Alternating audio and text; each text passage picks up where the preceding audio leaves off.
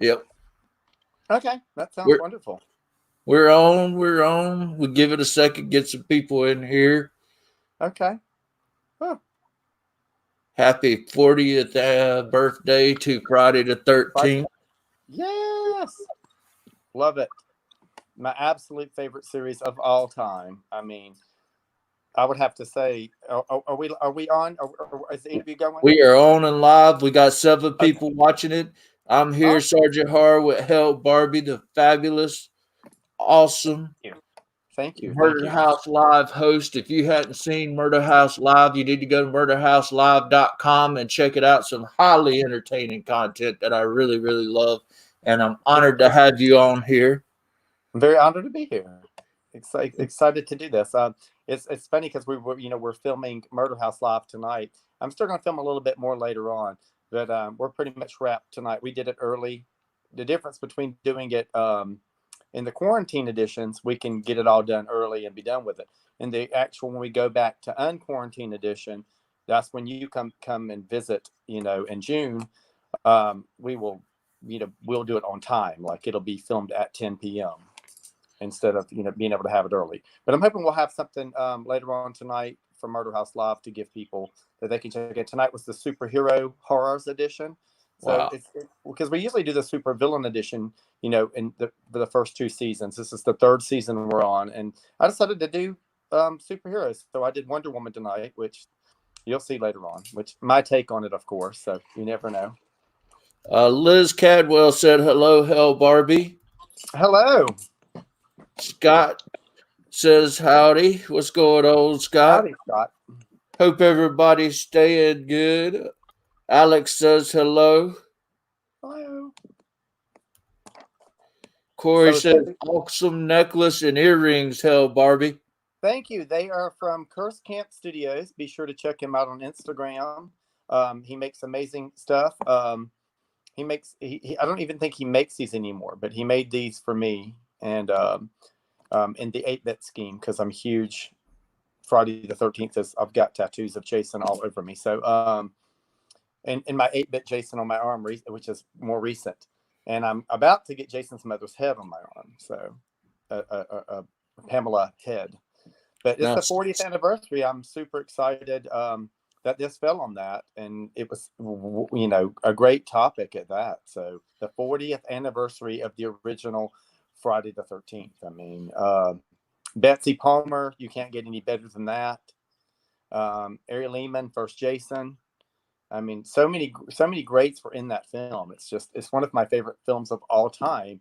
But it is not my favorite of the series by any means. I do love it though, and it is dear to my heart because it's the first. But um, I don't know. What is your favorite one? I'll tell you mine if you tell me I, t- yours. uh, I'll tell you, mine that got me was like I liked the first one because I snuck and watched the first one. I wasn't supposed to see it, but I found the videotape, and Uh, I watched it by myself as a kid, and it scared the bejeebus out of me. And I love it that it's got Kevin Bacon in it. yes, I the six love the degrees of theme. Kevin Bacon. Yep, I loved his kill scene. I love part the beginning of part 2 is amazing because that's probably when the cat jumps through the window. That scares That the was my bejeebus first out of. introduction, by the way. Was two. I saw two first, and Ah, so if you see two first, any like kids that um, for a child of my age then, when in 1981, I believe, when part two came out in 81. Yes, and then part three came out in 82, I believe, or 83. Yeah, part three came out in 83. There was like a 2 year period between one and two, I think. So, but part two was my first introduction, and it was on TV a lot on USA in the 80s, actually, which is really weird. USA would run the Friday the 13th films at the time, and they would be super edited too, because they would show these in the daytime. But two was my first, and then I went back and watched one, and I thought it was incredibly boring, and I started enjoying that one a lot as I got older. yeah. But I have two favorites if I had to pick, and I mean, I'm not sorry, not sorry. Part five is one of my absolute favorites. I think Roy is horrific. His kills were the most brutal in the series to me. They were just so unapologetic and just so almost unnecessary. They were so violent and brutal, like the shears in the eyes. But my absolute favorite, if I had to pick an absolute favorite, I'd have to say 4. For the final chapter, Ted White was the scariest Jason to me. Something about him, the way he moved, and when he chased Trish, and Trish was telling Tommy, "Get the hell out of here." That whole scene scared me so bad growing up. I always thought that it was such a horrific. That had my heart racing more than any chase scene. Next to Jenny's in part 2. Jenny's my favorite. She would be my favorite scream queen from the Friday the 13th series, and I've never got to meet her. Oh my goodness! You, Amy Steele. I've got to meet you. We're going to make it happen. Mad Monster's going to make it happen. Claire Storm's going to interview Amy Steele. Anything's possible. Yeah, right. Sarah says hello. Liz said she shared it. Liz, we appreciate that. All you guys watching, be sure you share it. Let us know in your comments what your favorite is. Sarah says part 2 is her favorite. Amazing. And Joey says part 5 is still the most quotable one. The script is comedy gold. Absolutely. I agree. What did you think of the remake that they did with that young man from the Supernatural TV show? Well, my thoughts on the remake are, I don't hate it. I don't hate it. I wish they would have got the sequel it was going to get, where they were supposed to be in the snow, which a lot of people don't realize that was going to happen. It was originally green lit. And I've been friends with Derek Mears for a while now from the con scene. And Derek Mears' performance was amazing. The movie had some, it had some parts of it that was kind of ridiculous to me. But overall, it is enjoyable still.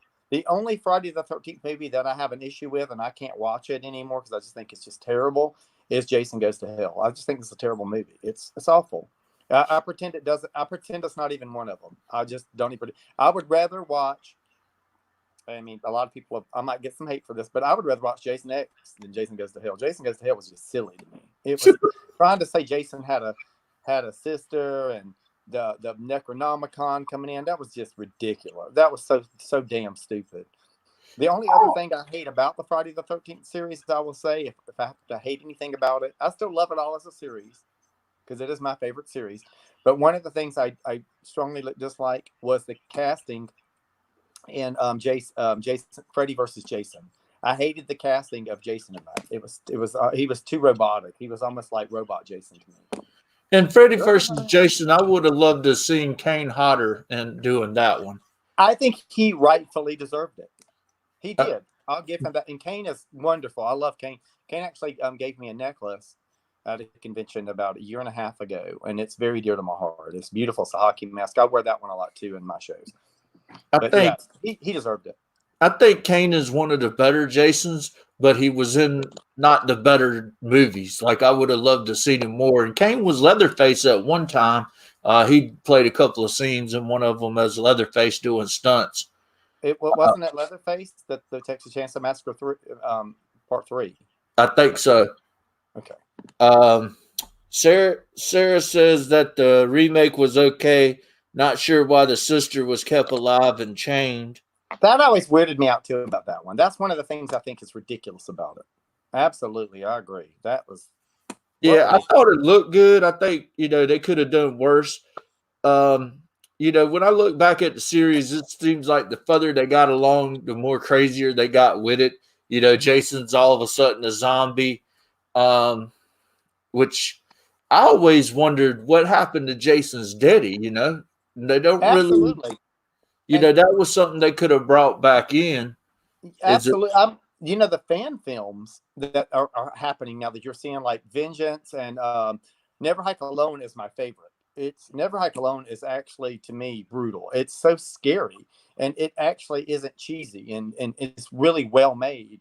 And Vincent DeSanti is an amazing director. I actually interviewed him. He is amazing. Can't wait for Never Hike in the Snow.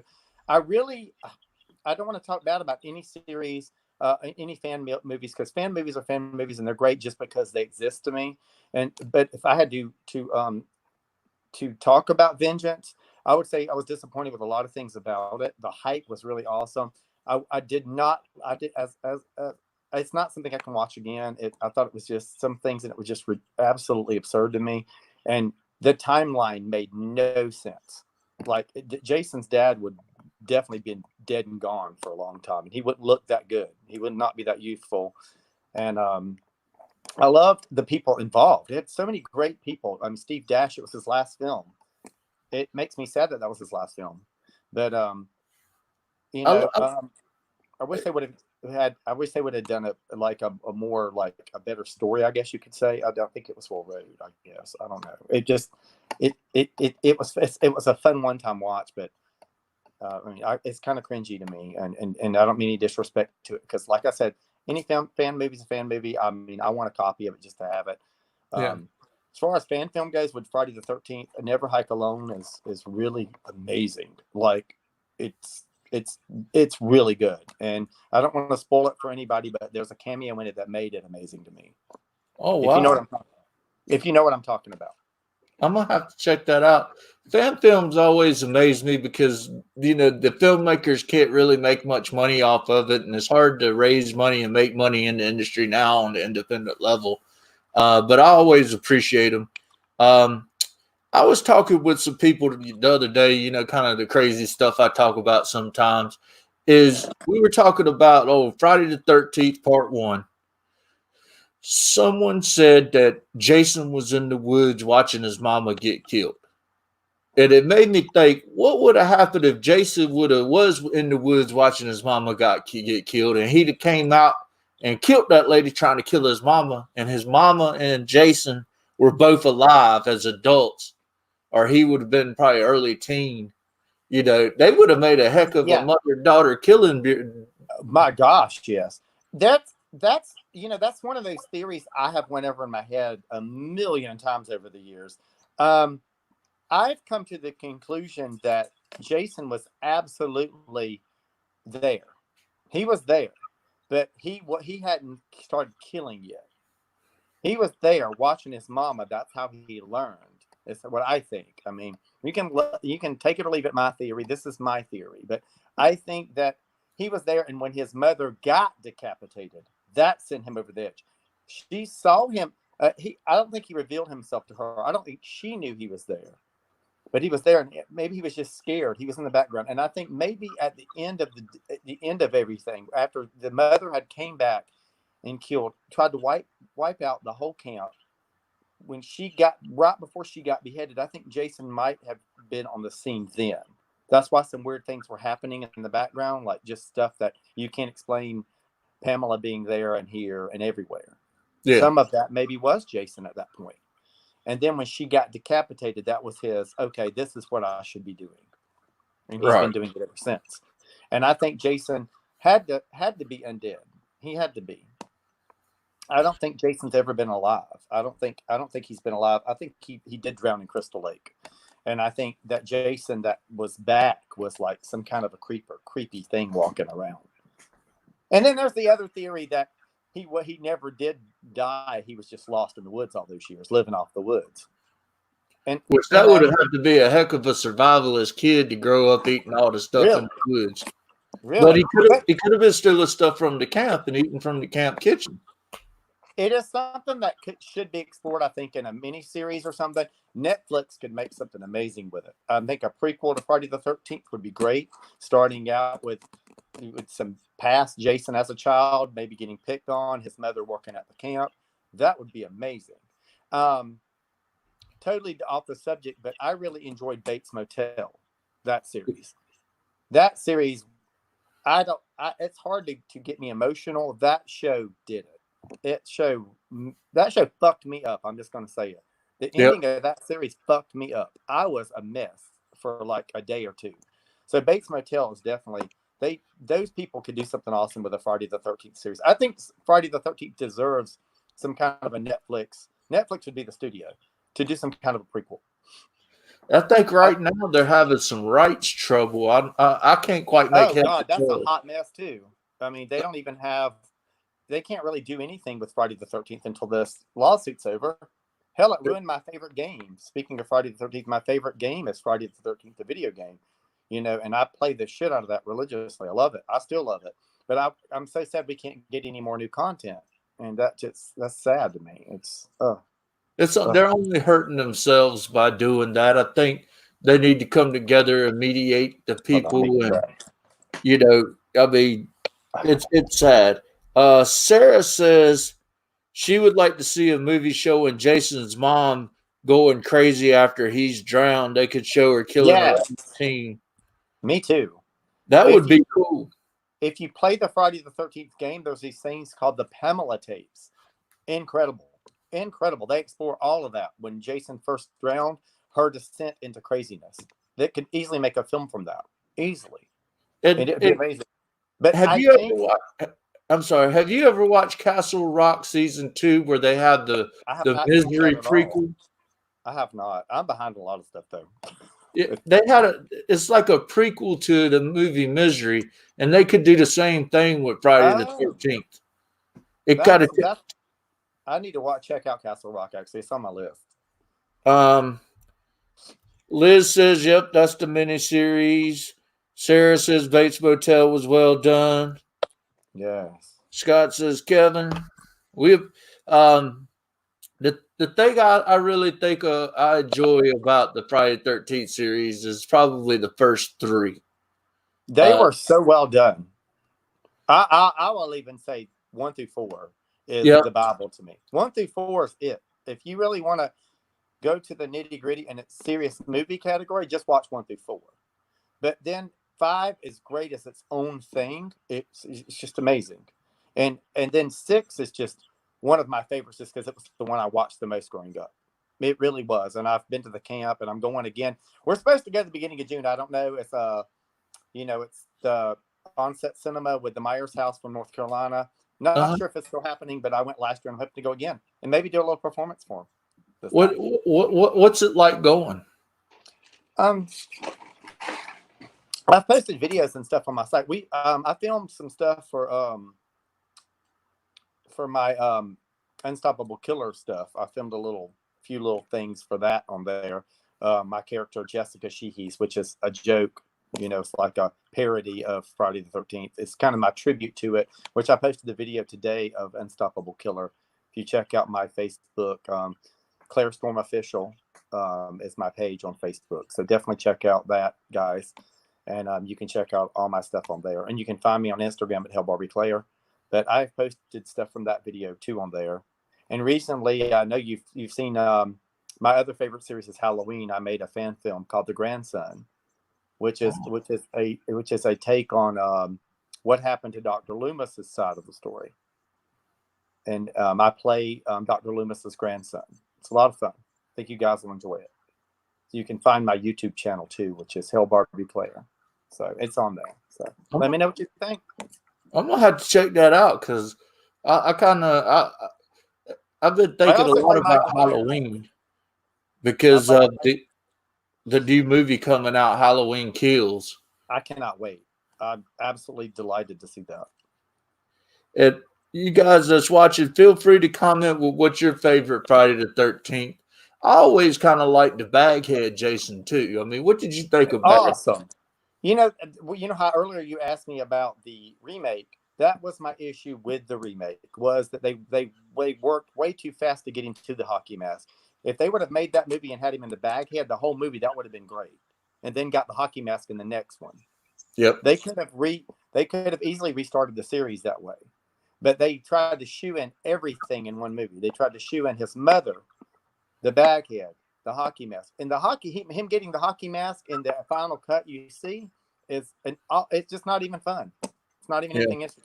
They could have had one of those characters. I think his name was Chewie, the character Chewie, that ended up, I think, with the hockey stick. Was it him that had one? Somebody had a hockey stick in there. I've only watched that movie a handful of times, but the way he got the hockey mask in that was awful. It was just silly. It just wasn't even.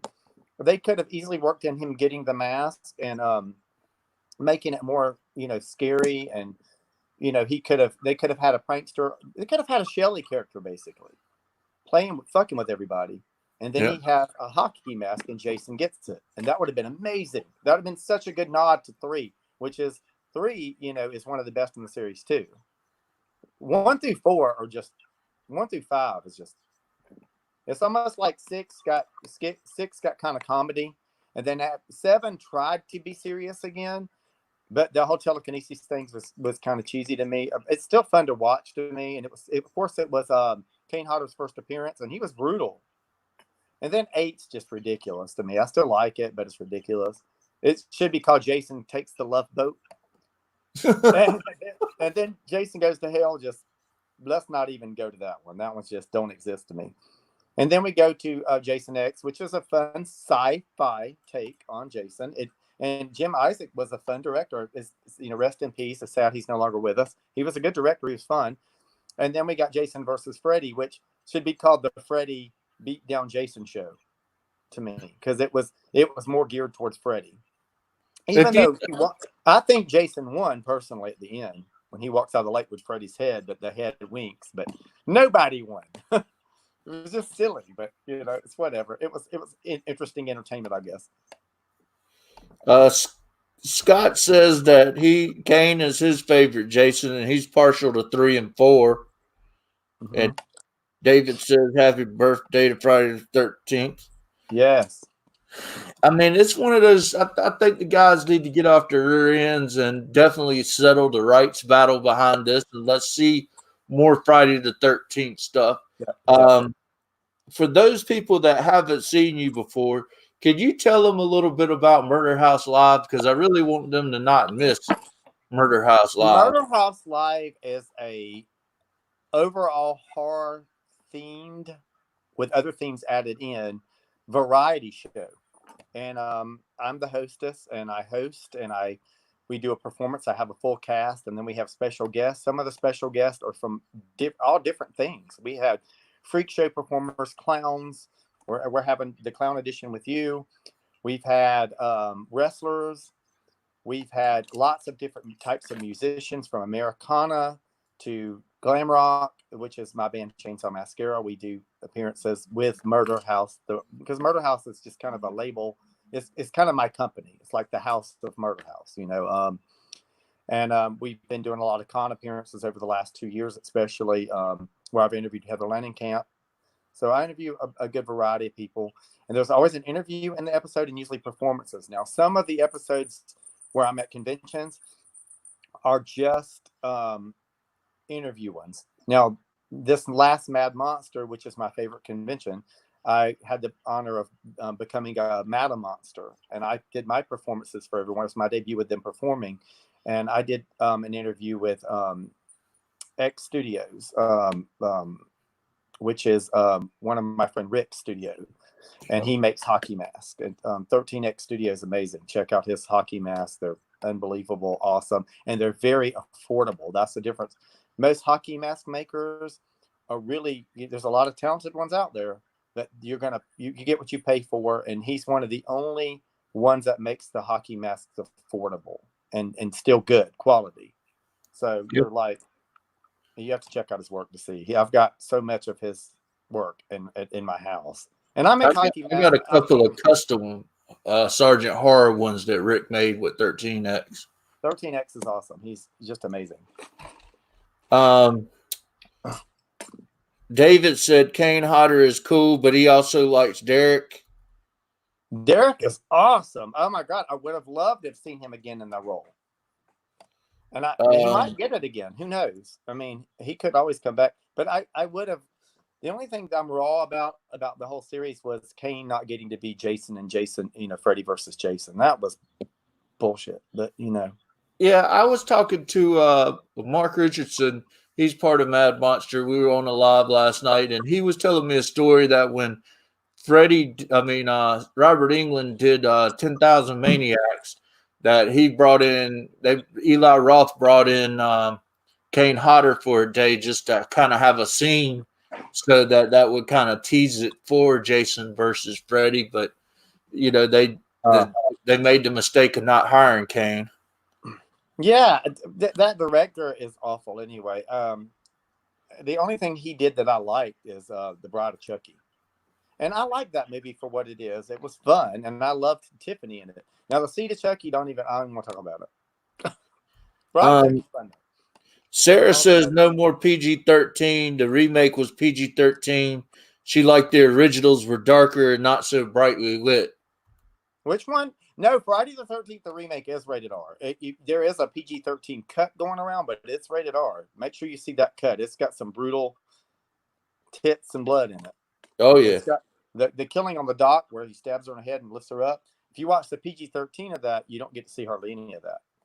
But there is a PG-13 cut of it, yes. But PG-13 horror movies are yeah. don't make PG-13. I don't even go see them. If they're rated PG-13, I won't even go see them at the movie theaters. That's how I know it's horror or not. Yeah. To me, and I've had a lot of people, a lot of good friends, don't share my opinion, I'll say. But I will always disagree. Horror should be rated R. Keep horror rated R. It should never be PG-13.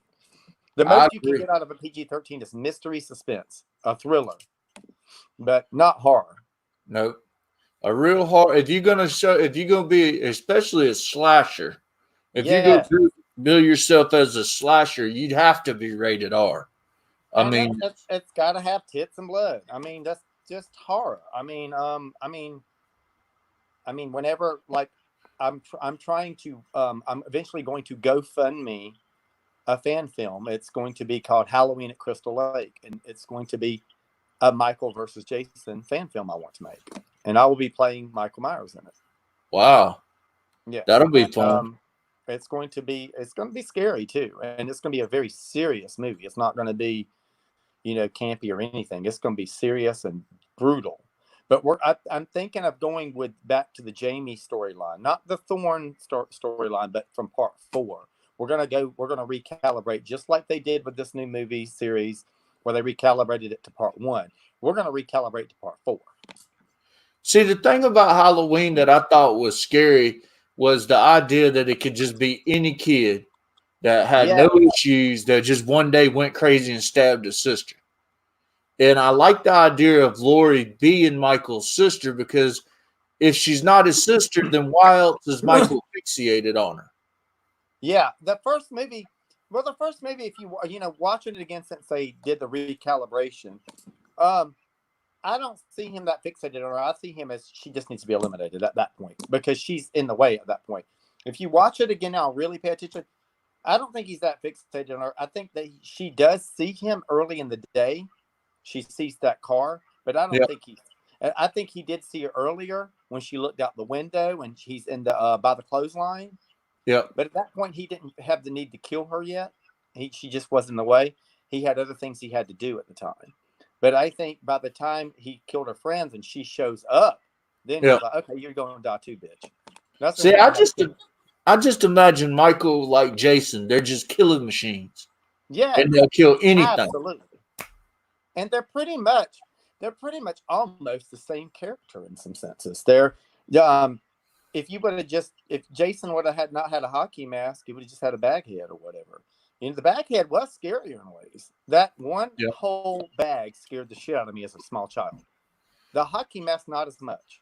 The bag, oh my God, that just freaked me out. Him running around the corner with a pitchfork, and I do a costume tribute to that. You have to look through my Hell Barbie stuff. I do a tribute to Jason and Freddy and you name it, I do it. I'm working on also a Angela tribute film, Night of the Demons. I want to do a tribute to that.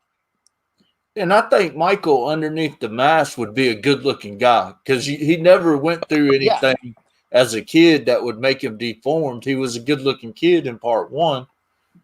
The recalibration, I think that's epic. I think what they did, they couldn't have done it better. I mean, he did not look scary or anything. He's an old dude now. He's got the scars from the original movie where she stabbed him with a clothes hanger. Yeah. But it's awesome. It's awesome. I love it. I cannot wait to see what they do with Halloween Kills and Halloween Ends.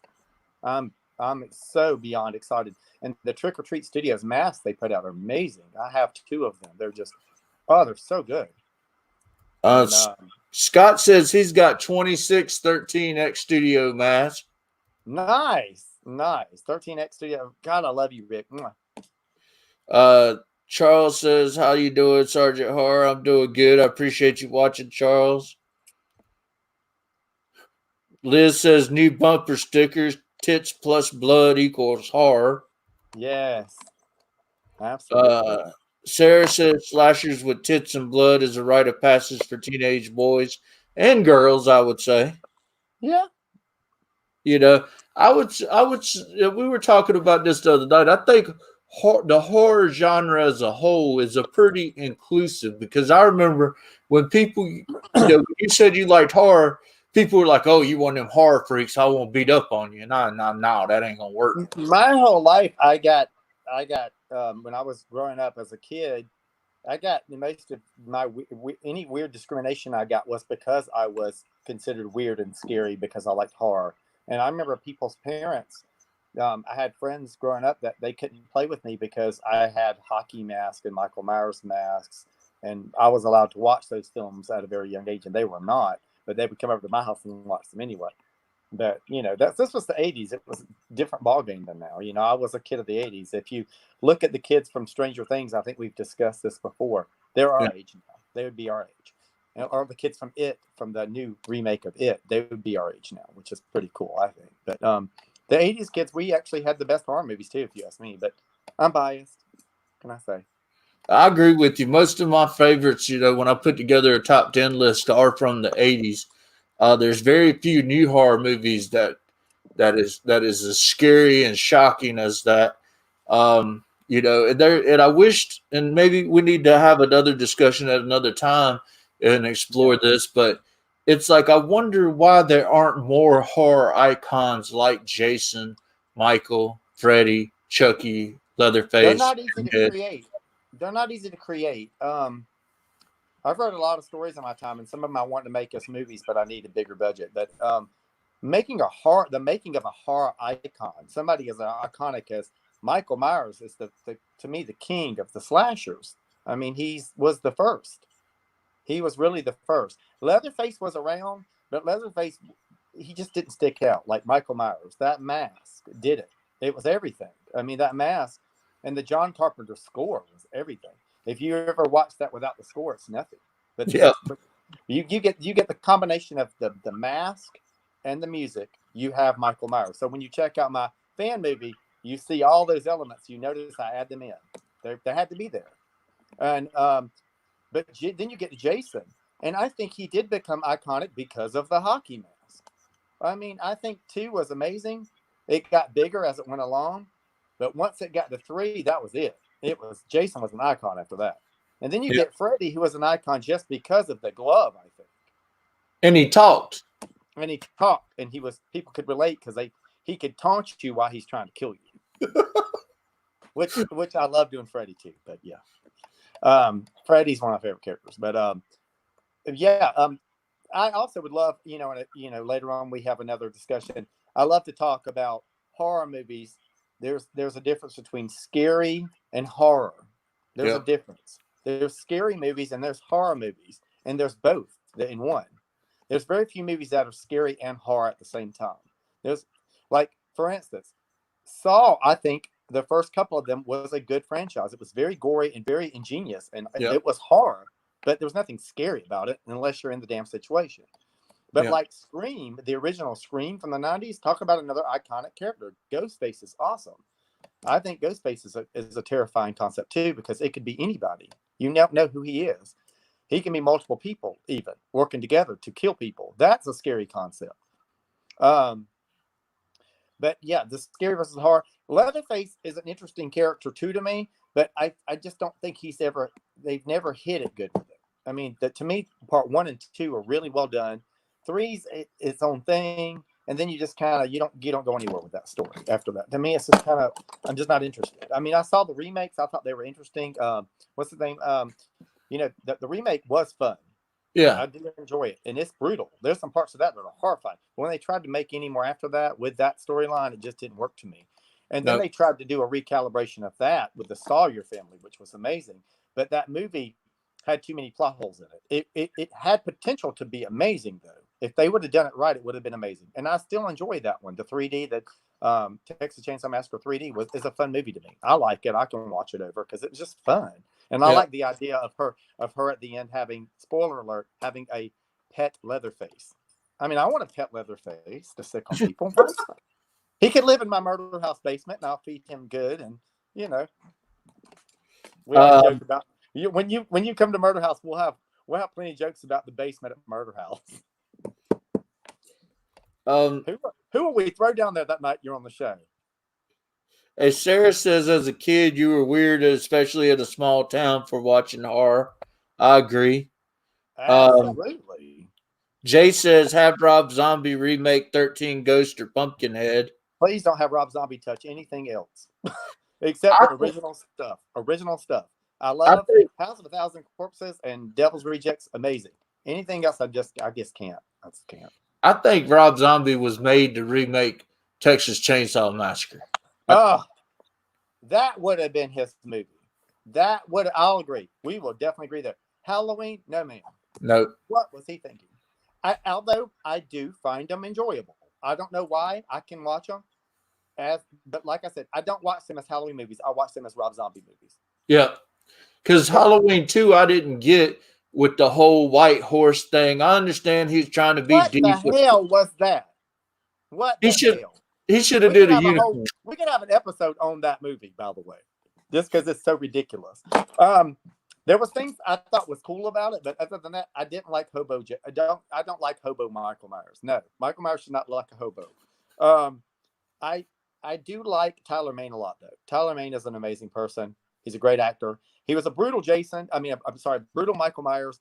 But to me, Michael Myers should not be that big. Michael Myers should be a guy my size. He should not be a big, huge monster. That's Jason. I think of Jason as that. And I don't even think of Jason, zombie Jason. Let me rephrase that for all of you at home. Jason, zombie, fine. Make him big and scary and Kane Hodder-ish. The original Jason was not. He was a normal sized guy too. So was Michael Myers. I think of when you want to think of bulky characters, and I think you should cast bigger men, Leatherface should be a bigger guy. Yeah. Leatherface needs to be a big, scary guy. You know what I mean? Leatherface is a role, bigger guys can play and pull it off and look awesome. To me, Jason should be small unless you're doing part 6 or after. If you're doing 1 through 4, Jason, or even 5, even Roy, you need a smaller guy. He shouldn't be big at all. Michael Myers should be a small guy. Michael Myers is not a big thing. Michael Myers is just a normal guy. He's not anything scary. So that was one of my issues from the start with Rob Zombie. And I love Tyler Mane now. And he did a good job what he did, but he just thought that kid that they cast as him as a child, he did definitely not grow up and be that big and badass. No. He's a little skinny guy. He raps on rap music. Dag Fairch. Yeah. Did I pronounce that right? Is it Dag Fairch? Fuck it. Yeah. Somebody can I can't pronounce you right. Liz said the first Saw when John set up at the end was genius. I like Saw. I often ask myself this: if I would it'd be hard to cut your leg off. I mean, I would have just killed Adam and been done. I don't think I would have been able to do it. I think I would have just had to die because cutting your own appendage off is not an easy feat. First of all, most people would go into shock and pass out anyway. During it, your body would pass out on you. You would have no control over it. All the endorphins going off and the adrenaline would. There's very few people who could pull that off. I mean, maybe a skilled doctor, maybe a surgeon, but I mean, that was a gnarly movie. It really was. The original Saw was one of my favorite movies. It's great. Some of the ones after it. Go ahead. Jay says that he don't agree with you. Michael Myers should be huge. He's a beast. And I understand that. I mean, it's all but he wasn't. He was made out to be a beast later on, but the original Michael Myers was a small guy. He was just a normal guy, average Joe, and that's what I liked about him. So I'm glad they're not going with the huge monster thing because it makes it like I'm a cosplayer, and I love that I'm a size that I can play Michael Myers, and I can play Jason in the earlier films. I can play Roy, but I wouldn't dare try to do Jason from part 6 or part 7 or the Rob Zombie Michael Myers because they're huge monsters. And it's okay if you establish them as that in a movie, but the original films, Michael Myers wasn't big, No, Michael Myers was not big, and neither was Jason in the original films. Watch them again. Sometimes some of the girls are just as big as Jason in part 2. Jenny was not that. Jenny was almost the same size as Jason when she kicks him in the balls in part 2. Watch that. That shit's hilarious to watch now. Watch that scene again. You're gonna laugh. I promise. Now, watching how tiny he is when he falls back. Hey, Steve wants to know what's your thoughts on Dawn of the Dead, the original. It's an amazing movie. It's one of my favorites. It's I think it's got parts now that are boring to me, but when it first came out, I absolutely loved it. Some of the stuff didn't hold up well with time, but I still love it just because I grew up in the 80s, so I can relate to that mall. I love looking at that nostalgia. I love that movie. George Romero, amazing. Christina says hello. Hey, Christina. We appreciate all you guys tuning in. I know you got to go to a film. You got Yes. film. Thank you for having me there. I appreciate you. We definitely go have you again. Hell Barbie's one of our Madam Monsters with Mad Monsters. She has murderhouselive.com, and we just want to see more of you. We're coming down there in June. Can't wait. We're going to have fun. I mean, that's the thing people on the outside looking in don't understand is horror is just a fun community. And you meet somebody and you have this thing in common that you're so passionate about, and it's so fun discussing, you know? Yeah.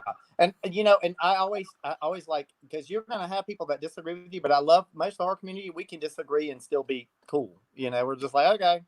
Yep. Because some people like different things. I mean, that's what's great. But it's what we all share, the love for horror. And as I always say, much love, glitter, and horrors. I love it. I say I'm for Murder House Live. So thank you guys for having me. And I will share this episode later. Just make it where I can share it later. I will. You take care. And this Sergeant Horror and Hell Barbie for Mad Monster. And we're out. Y'all take care. All right. Thank you, sir. Thank you.